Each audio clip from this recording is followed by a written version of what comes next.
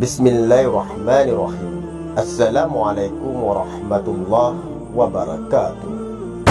Sahabat muslim yang dirahmati Allah subhanahu wa ta'ala, pada kesempatan kali ini saya akan membahas tentang kisah wali yang gemar beli minuman keras dan menatangi pelacur. Sebelum melanjut dalam kisah ini, bagi sahabat muslim yang ingin berlangganan dengan channel ini dengan cara tekan tombol subscribe, komen, dan lonceng notifikasi agar channel ini semakin bermanfaat. Amin ya rabbal alamin. Sahabat muslim yang dirahmati Allah subhanahu wa ta'ala, di dalam buku hariannya Sultan Turki Murad yang kelima mengisahkan bahwa suatu malam ia merasakan kegalauan yang sangat. Ia ingin tahu apa penyebabnya. Maka ia memanggil kepala pengawalnya dan memberitahu apa yang dia rasakan. Sultan berkata kepada kepala pengawal, "Mari kita keluar sejenak." Di antara kebiasaan sang sultan adalah melakukan belusukan di malam hari dengan cara menyamar. Mereka pun pergi, hingga tibalah mereka di sebuah lorong yang sepi. Tiba-tiba mereka menemukan seorang laki-laki tergeletak di atas tanah.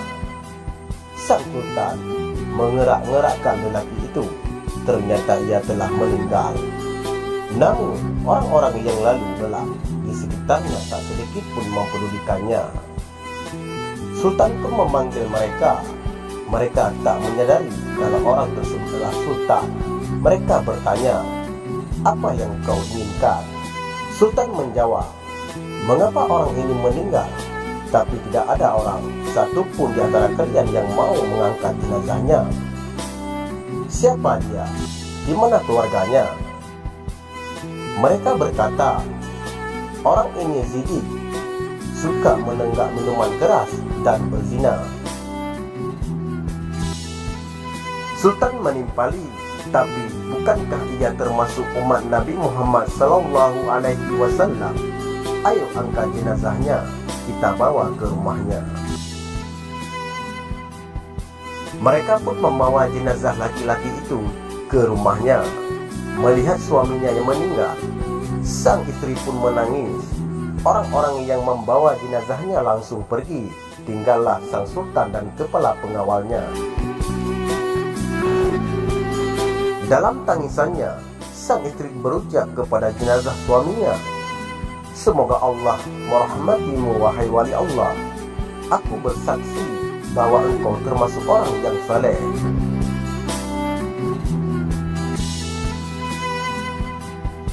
Mendengar ucapan itu, Sultan Murad kaget.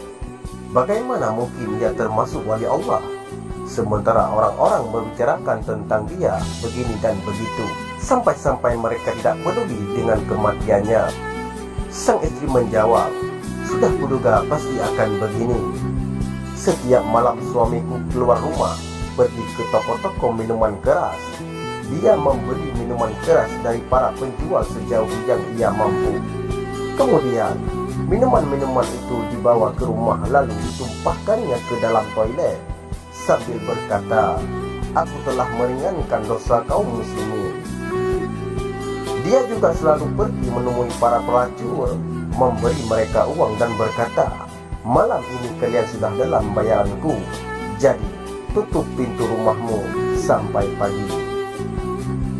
Kemudian ia pulang ke rumah dan berkata kepadaku, 'Alhamdulillah, malam ini aku telah meringankan dosa para pelacur itu dan pemuda-pemuda Islam.' Orang-orang pun hanya menyaksikan bahwa ia selalu membeli kamar dan menemui pelacur. Lalu mereka menuduhnya dengan berbagai tuduhan dan menjadikannya buah bibir. Suatu kali aku pernah berkata kepada suamiku, 'Kalau kamu mati nanti, tidak akan ada kaum muslimin yang mau memandikan jenazahmu dan mensolati dan menguburkan jenazahmu.' Ia hanya tertawa dan berkata, 'Jangan takut, bila aku mati, aku akan disolati oleh sultannya kaum muslimin, para ulama dan para wali.' Mendengar itu semua, Sultan Murad pun menangis dan berkata, "Benar, demi Allah akulah Sultan Murad, dan besok pagi kita akan memandikannya, mensolatkannya, dan menguburkannya." Demikianlah akhirnya prosesi penyelenggaraan jenazah laki-laki itu dihadiri oleh Sultan, para ulama, para wali Allah, dan seluruh masyarakat. Kisah ini diceritakan kembali oleh Syekh Al-Musnid Hamid Akram Al-Bakhari dari Musakirat Sultan Murad yang kelima. Pesan bijak untuk kita semua, hikmah yang dapat kita ambil dari kisah ini: jangan suka menilai orang lain dari sisi lahirnya saja, atau menilainya berdasarkan ucapan orang lain. Terlalu banyak yang tidak kita ketahui tentang seseorang, apalagi soal yang tersimpan di tepian paling jauh di dalam hatinya. Kedepankan prasangka baik terhadap saudaramu. Boleh jadi orang yang selama ini kita anggap sebagai calon penduduk neraka, ternyata penghuni Firdaus yang masih melangkah di bumi. Jadi, berhentilah berprasangka jelek, buruk, dan mengunjing seseorang, sekalipun orang itu terlihat tidak baik, sebab kita belum tentu lebih baik dari orang yang kita sangka hina. Sampai di sini saja, semoga bermanfaat. Saya akhiri. Wassalamualaikum warahmatullahi wabarakatuh.